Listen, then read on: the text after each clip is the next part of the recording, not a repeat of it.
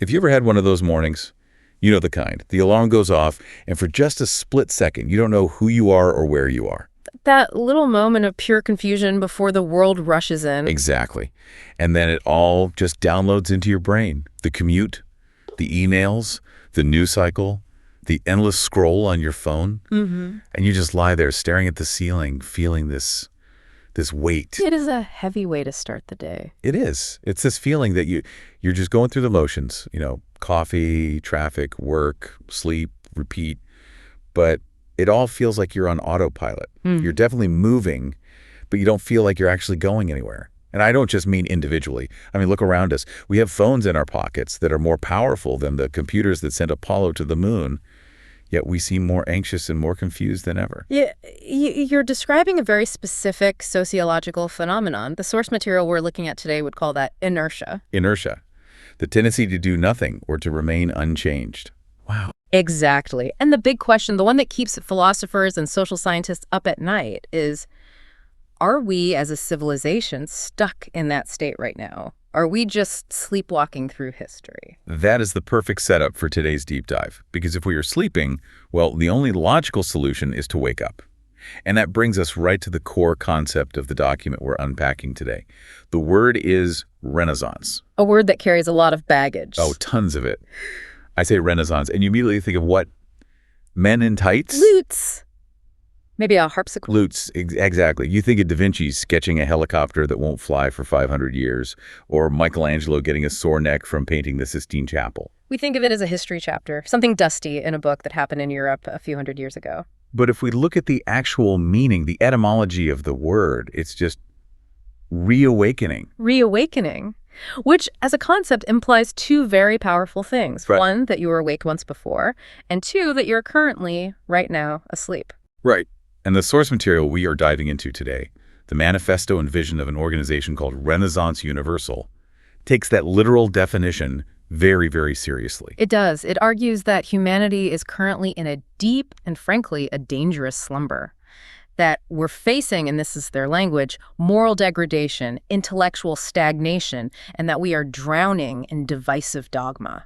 But, and this is why I'm so excited about this one, it's not a doom and gloom report. It's not just diagnosing the problem. It's a blueprint. It is a roadmap for waking up. And we're not talking about a small jolt like a cup of coffee. They are talking about a neo-humanist social awakening. It's incredibly ambitious. It attempts to connect the dots between your individual psychology, what is happening in your head when you're staring at that ceiling in the morning, and the collective progress of the entire planet. It's a huge scope. So today's mission is to unpack this vision. We are going to look at the history, the philosophy, and the very specific, and I have to say, surprising 20-point plan they have for fixing the world. And let me tell you, some of this stuff, it's about science, it's about economics, but it's also about art in a way I had never really considered before. It fundamentally challenges the way we define value in society. So before we get into the heavy philosophy, let's just lay down the factual baseline. Who are we talking about here? Who wrote this? We are looking at the works and the overall vision of a philosopher and social thinker named Shrii Prabhat Ranjan Sarkar. This particular organization, Renaissance Universal, or RU for short, was founded on January 25, 1958. 1958. Okay, let's put that in context for a second. That is the absolute height of the Cold War. It is. You've got the West and the Soviet Union locked in this ideological battle, staring each other down with nuclear weapons. The world is, it's about as divided as it could possibly be. It was a time of extreme ideological polarization. It was all capitalism versus communism, a completely binary conflict. And right in the middle of that, Sarkar comes along and proposes something totally different. Because he wasn't interested in just fixing the economy or just fixing the political system. No, not at all. The source text says the scope is to usher in a renaissance in the physical, mental, and spiritual strata of human existence. And that triad is so crucial, isn't it? Physical, mental, spiritual. Most movements, they just pick one, maybe two. They do. A political party usually focuses on the physical, taxes, roads, healthcare, maybe education, which you could say is mental. But they typically leave the spiritual stuff to the church or the temple or the individual. And on the flip side, a lot of religious or spiritual movements can focus so entirely on the spiritual that they sometimes ignore the physical reality that people are hungry or oppressed. Exactly. Sarkar's core argument here is that human beings are like a tripod. We stand on three legs: physical, mental, spiritual. If you try to build a society that only supports the physical leg, just pure materialism, the whole thing falls over. And if you ignore the physical and just, meditate in a cave somewhere without addressing real-world problems, the tripod falls over then too. It's inherently unstable. So this renaissance is about structural integrity. It's about integrating all three legs of the stool so that we can actually stand up straight. A holistic approach to civilization. I like that. That's the idea. Okay, let's circle back to that word Renaissance. We established that most listeners are probably thinking of 15th century Italy right now. And the source material actually addresses that head on, doesn't it? It does. It gives credit where credit is due. The source makes a clear distinction between different types of Renaissance. It absolutely acknowledges the European Renaissance as a pivotal, world-changing moment.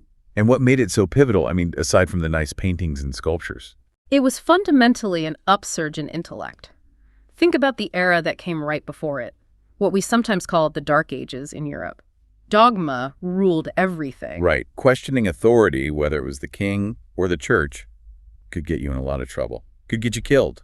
And the European Renaissance started to break those chains. It was characterized by this massive revival of classical learning from Greece and Rome, huge leaps in scientific discovery, and of course, geographical conquest. It literally unlocked the physical world. We started mapping the globe. We started understanding human anatomy for the first time in a systematic way. Right. It opened up new vistas in both the physical and the psychic or mental realms.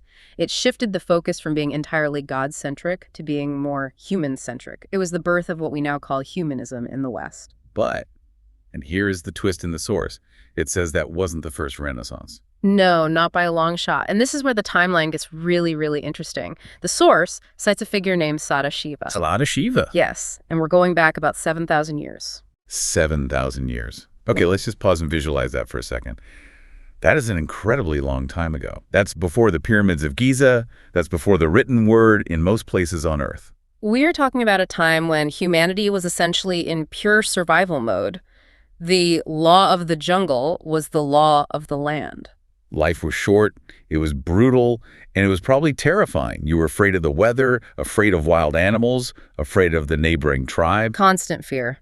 So in that context, what does a Renaissance even look like? What does an awakening mean? I have no idea. What does it look like? It looks like the birth of culture itself. The source credits Sadashiva with bringing about the very first Renaissance by introducing things we now take for granted, like organized music, systematic medicine, and a structured approach to spirituality. Wow. It's hard to even imagine the invention of music. Not just, someone banging on a log, but organized sound, melody, harmony. Think about what music does. It connects people emotionally without needing words. It elevates the mind above pure survival. And medicine, that shifts the entire human story from we succumb to fate to we can understand and heal the body. It's a massive psychological leap. So the argument is that humanity goes through these grand cycles. We have long periods of slumber, of inertia and darkness, and then a Renaissance personality or a movement comes along and lights a torch. Correct. They illuminate the path forward. Sadashiva illuminated the path out of primitive fear and brute force. The European Renaissance illuminated the path out of religious dogma and into intellectual curiosity. Which, of course, begs the big question. Yeah. If we've had these great awakenings before, why do we need another one now? Why can't we just coast on the momentum of the last few hundred years? We have the internet, we have space travel. Aren't we already awake? All you have to do is look at the news. Touché. Fair point. The source argues that our current civilizational software is dangerously outdated. To use a tech analogy, and I know you love those. I do. Think of the European Renaissance as Humanity 2.0. It was a fantastic update. It installed the scientific method driver and the global exploration app. Big improvement. But it came with some serious bugs. Massive bugs. The European Renaissance was also an era of colonization, of exploitation, of conquest. It was very often for the benefit of a small elite. It advanced the human intellect, but it didn't necessarily advance the human heart at the same rate. So we ended up with high-tech weapons, but Stone Age emotions driving them. That's a great way to put it. The source describes the current state of humanity as much abused. We face mass poverty existing right alongside unimaginable plenty. We face cultural degeneration, psychic frustration, and what it calls spiritual bankruptcy. That phrase really sticks with me, spiritual bankruptcy. It's like we've spent all our inner capital on outer things, and now we're just empty. And that is precisely why the source argues we need a universal renaissance. Not another European one, not an Indian one, not an American one, a universal one. The previous software updates were patchy. This one needs to be a complete system overhaul for the entire planet. And the key difference, according to the text, is who this Renaissance is for. Yeah. The European Renaissance, as you said, was largely for the literate, the wealthy, the patrons. Right. The average peasant farming a field in France didn't really benefit from Michelangelo's David in the short term. But this new Renaissance is explicitly designed to solve the problems of the common people. It aims to fix the exploitation bug and the inequality bug across the entire system. The text also says we're facing psychic frustration. Yeah. And I think that just nails the modern mood. We are frustrated, we're anxious, and the source claims this is because of dogma. When you have old systems trying to manage a new complex reality, you get friction. That friction is the crisis we're living in. We're trying to run a global, interconnected world using 19th century nationalism and medieval sectarianism. It just doesn't work. The gears are grinding themselves to dust. So we need a new lubricant, or maybe all new engine. This brings us to the philosophy section, section 2. The source throws out a term that I admit sounds a bit academic at first glance. Neo-Humanism. Yeah, this is the core operating system of the entire Renaissance universal vision. This is the engine. Okay, let's break it down for everyone. We know humanism. We all learned about it in school. It's the idea that human beings matter, that we have dignity, that we aren't just pawns for gods or kings. Humanism was a truly revolutionary step. It took the center of importance away from just the king or the deity and placed some of that value on the human individual. It said your life, your mind, your experience has meaning. Which is great. I'm a big fan of humanism. We all are. It's a cornerstone of modern civilization. But the source argues that humanism, for all its strengths, has a fatal flaw. It is, by its very definition, limited to humans. Well, yeah. It's right there in the name. It is. But what happens when you draw a circle around all of humanity and say, everything inside this circle has intrinsic value and everything outside it is just a resource for us to use? You get what we have right now.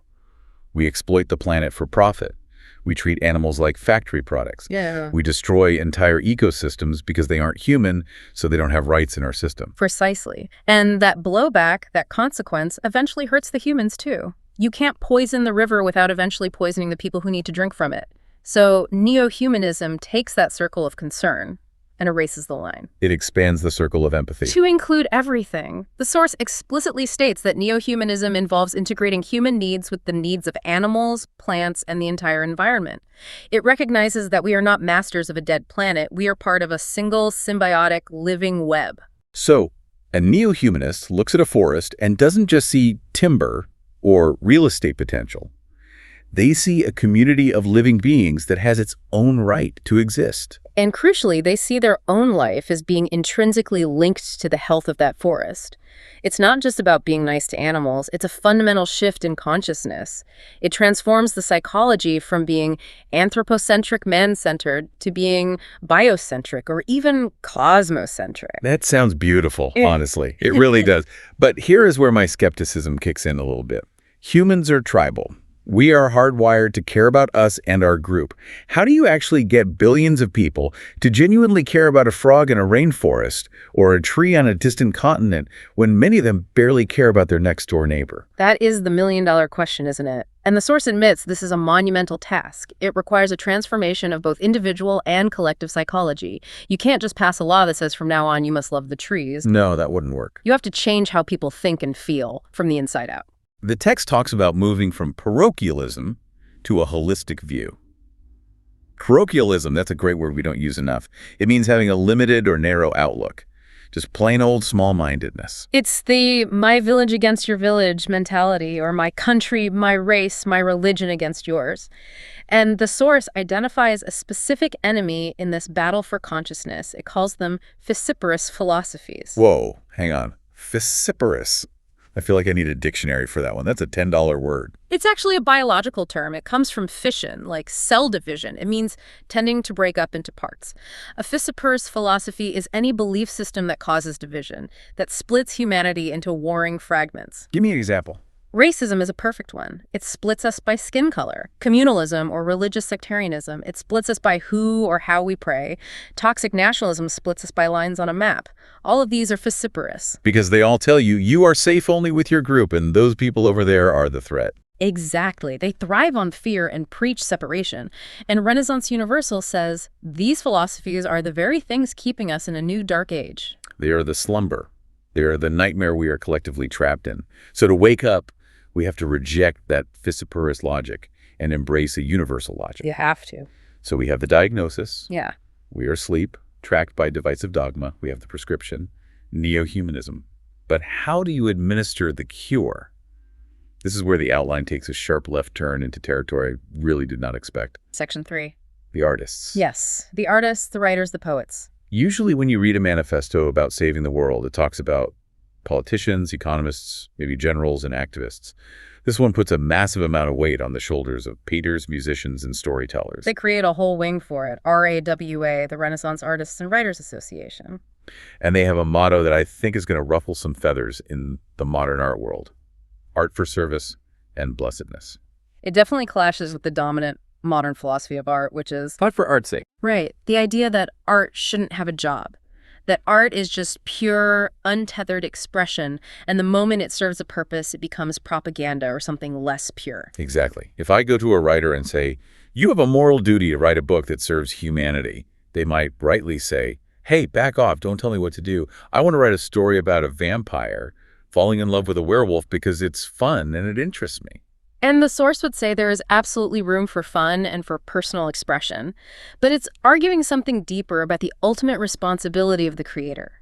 It views the artist not as an entertainer, but as a guardian. A guardian. That's a superhero term. That's a powerful choice of words. In a way, they are. Think about it. Who has more influence over the psychology of a teenager? A senator giving a speech on C-SPAN, or a pop star whose lyrics they know by heart? The pop star. It's not even a contest. Exactly. Culture is almost always upstream from politics. If you change the music, you change the mood of a generation. If you change the stories people tell themselves, you change their values.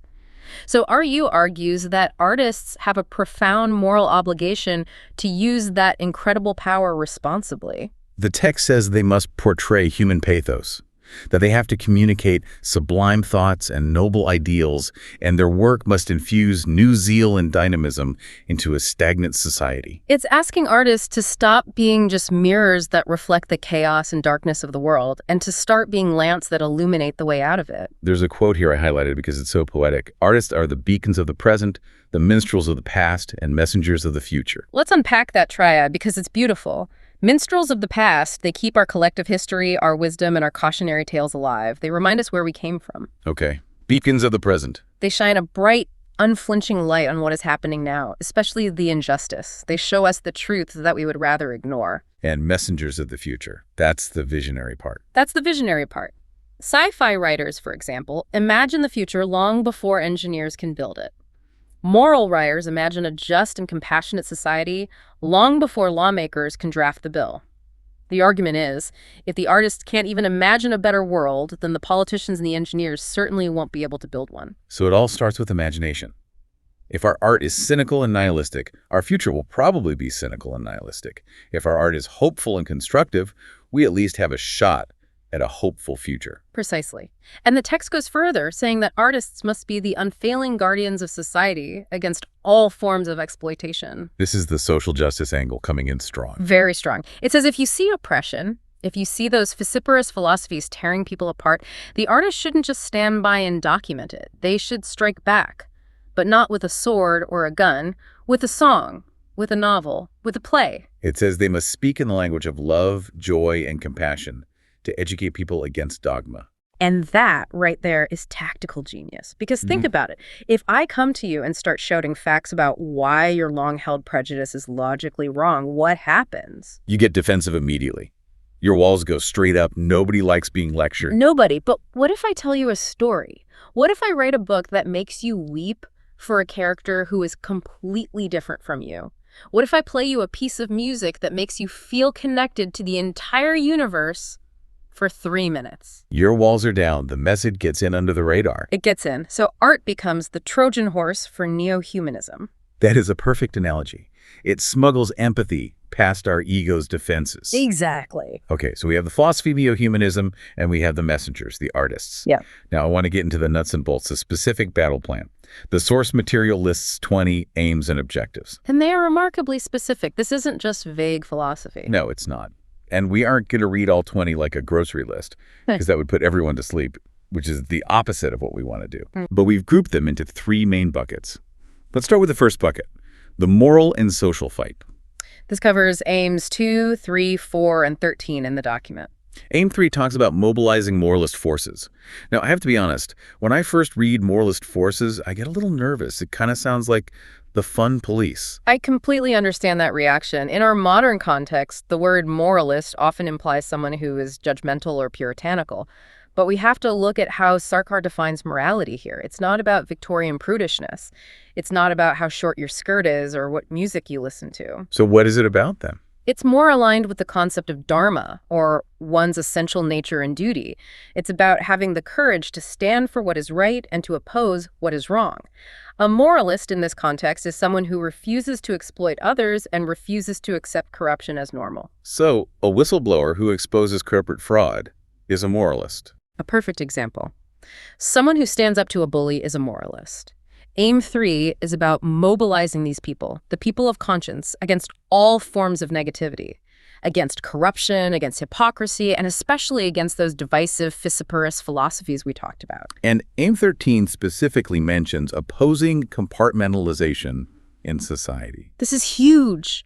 Our society loves to put us in boxes, doesn't it? You are black, you are white, you are a millennial, you are a boomer, you are a Christian, you are Muslim, you are a laborer, you are a CEO. And that compartmentalization makes us easy to control. It prevents solidarity and unity. Of course. So the goal here is to smash the boxes, or at the very least, to punch so many holes in them that we can see each other as human beings again. This leads directly to Aim 2, which proposes creating a common forum for moralists, regardless of their socio-political religious affiliations. I absolutely love that. It's basically saying, I don't care who you voted for in the last election, and I don't care where you go to worship on Sunday. Do you believe in basic honesty? Do you believe in justice? Do you believe we shouldn't hurt people? If yes, come sit at this table. We have work to do. It's building a coalition of the good. It transcends the labels that are used to divide us. Because if you wait for everyone to agree on theology or political theory, you will wait forever. But you can get a whole lot of people from different backgrounds to agree on, let's stop corruption, or let's make sure everyone has enough to eat. Okay, moving on to the second bucket. This is where the rubber really meets the road. This is the practical side, science, resources, and the environment. We're looking at aims 1, 6, 8, and 15. This is where we really see the universal aspect of the philosophy in action. Aim 8 is a heavy hitter. I'm going to quote it directly. To facilitate maximum utilization and rational distribution of the resources of our planet to meet the needs of the global family. There are 2 incredibly important phrases in there: maximum utilization and rational distribution. Let's play devil's advocate for a moment. To some ears, rational distribution might sound a bit like central planning. It might sound like communism. Is that what this is? It's a much more nuanced idea than that. Rational here doesn't necessarily mean state control. It means logical and efficient based on human need. Let's use the family analogy the text uses. Imagine a big family dinner table. There's plenty of food for everyone. Okay. Now imagine one brother grabs 90% of the food, piles it on his plate, and then throws half of that on the floor because he can't eat it all. Meanwhile, his other brother at the end of the table is starving. Is that a rational way to distribute the food? No, that's just selfish and dysfunctional. If I were the parent at that table, I would absolutely step in. Exactly. The source views the entire planet as a single family at one table. Currently, our distribution of resources is profoundly irrational. We have millions of empty houses and millions of homeless people. We throw away a third of our food while millions starve. A rational system simply means connecting the supply to the need in a logical way. So it's treating the global economy less like a casino for speculative profit and more like a supply chain management problem for human welfare. That's a perfect way to describe it. And the phrase maximum utilization is interesting too. It doesn't mean exploit everything until it's gone. In the context of neo-humanism, it means don't waste potential. Which links directly to Aim 6, to encourage the harnessing of the potentialities of plants and animals and take care of the environment. Take care of. That is the neo-humanist caveat. It's the critical fine print. Yes, you utilize resources, but you must act as a steward, not a conqueror. You don't strip mine the earth and leave a poisoned scar. You cultivate it. You work with it. And all of this requires a heavy emphasis on science. AIM 7 and 11 encourage research in a whole range of fields: cosmology, ecology, meteorology, even music. But it's not just science for the sake of a new gadget or a patent. AIM 11 is very explicit about this. It's about encouraging the application of scientific innovation for all-around collective welfare. Let's contrast that with our world today. A huge number of our best and brightest scientific minds are working on what? Developing algorithms to make us click on more ads. Or designing more efficient weapons. Or engineering planned obsolescence, literally designing products to break so that we have to buy them again. That is science in the service of profit. It's science that has been hijacked by greed. Renaissance Universal envisioned science liberated to serve humanity. Imagine if all the brain power that goes into ad targeting was redirected to cleaning the oceans or developing sustainable agriculture or curing malaria. That's the welfare aspect in action. It's a fundamental redirection of our collective intellectual capital. You mentioned cosmology and the origin of life. Why is that in a social manifesto? I mean, why should we care about the stars if we're trying to fix poverty here on Earth? Because it gives us perspective. It's a tool against parochialism. Knowing where we came from, understanding the sheer vastness of the universe and the incredible unlikeliness of our own existence helps to destroy that petty, small-minded bigotry. It's hard to be a narrow-minded nationalist when you're looking at a picture of the Earth from space, isn't it? Just this tiny, fragile blue marble. It is. It's almost impossible. In this framework, science becomes a path to humility, which is a spiritual quality. I really like that. Science is a path to humility. Exactly. Okay, on to the third bucket. And this is my personal favorite because it is so surprisingly practical. We talked about how important artists are in this vision, the guardians, the beacons. Usually our society pays artists with exposure and likes. Right. Great job on that masterpiece. Here's a pat on the back. Good luck paying your rent this month. Exactly. But this manifesto actually puts its money where its mouth is. Aims 9, 10, 17, 18, 19, and 20 are all about tangible, concrete support for culture and its creators. It's about creating a robust safety net for the people who create the beauty and meaning in our lives. AIM 17 calls for opening art exhibitions and galleries. AIM 18 is about organizing drama clubs, opera, ballet, and theater. That's building the infrastructure. That is building the stage for alt to flourish. But look at AIM 19 and 20. This is where it gets really interesting. To create pension funds for old-age artists and writers in distress, and AIM 20, to form a distress relief fund, granting loans to artists at a nominal rate of interest. This is revolutionary. It recognizes a sad, brutal truth about our current world. Yeah. The people who create the most beauty often live in the most precarious financial situations. The starving artist trope. We romanticize it in movies, but in reality, it's just awful. It's terrible for society. Think about it. How many great symphonies were never written because the composer had to work double shifts at a factory just to eat? How many world-changing novels are trapped inside the heads of people who are too stressed out about medical debt to ever sit down and write them? So by providing pensions and cheap loans, society is basically making a strategic investment. It's saying, we value your potential contributions so much that we are going to ensure you don't starve or go bankrupt while you create it. It enables what the text calls supra-aestheticism. Supra-aestheticism. That sounds like a superpower from a comic book. It kind of is. It's the power of art to transport you, to lift your mind out of the mundane and into the sublime. And it is very, very difficult to achieve that sublime state if you are constantly in survival mode. If you liberate the artist from the daily fear of hunger and homelessness, you liberate their creativity to reach for the heavens. It also seems to democratize the art world. AIM 10 talks about extending patronage to creative and poor artists. And that's critical. Right now, the arts can often feel like a playground for the wealthy. If you have a trust fund, you can afford to spend 10 years trying to be a painter in New York. If you don't, good luck. RU wants to create a system that ensures that raw talent isn't wasted just because it happened to be born into poverty. It's treating cultural output as a vital public resource, just like we treat wheat or electricity or clean water. Just as we pay firefighters to protect our physical safety, RU suggests we should support artists to protect our psychic and spiritual well-being. So we have the plan. Mobilize the moralists, rationalize our resources, and fund the artists. What is the end game here? What does the world actually look like if a society pulls this off? This brings us to the final section of the aims, the so what. The ultimate vision. We're looking at aims 5, 12, 14, 15, and 16. And aim 5 really sets the stage. It says the goal is to create congenial conditions for people to develop their higher and nobler faculties. Congenial conditions. That's a very gentle, almost humble phrase. But it's incredibly powerful. It's an admission that our environment shapes our behavior. If you live in a war zone or a desperate slum or even just a toxic corporate culture, it is very, very hard to be noble. You're too busy fighting to survive. The goal of a good society should be to make it easy to be good, to make it natural for people to grow and flourish. And grow in which direction? Aim 12 tells us. To work for the harmonious, consistent, and progressive development of all facets, physical, mental, and spiritual. There is that triad again. Harmonious, not lopsided. We don't want a society of bodybuilders who can't read. We don't want a society of brilliant intellectuals who are physically sick and emotionally stunted. We want balance. We want wholeness. And aim 14 brings it all together by calling for the establishment of a neo-humanistic fraternity. A global brotherhood and sisterhood.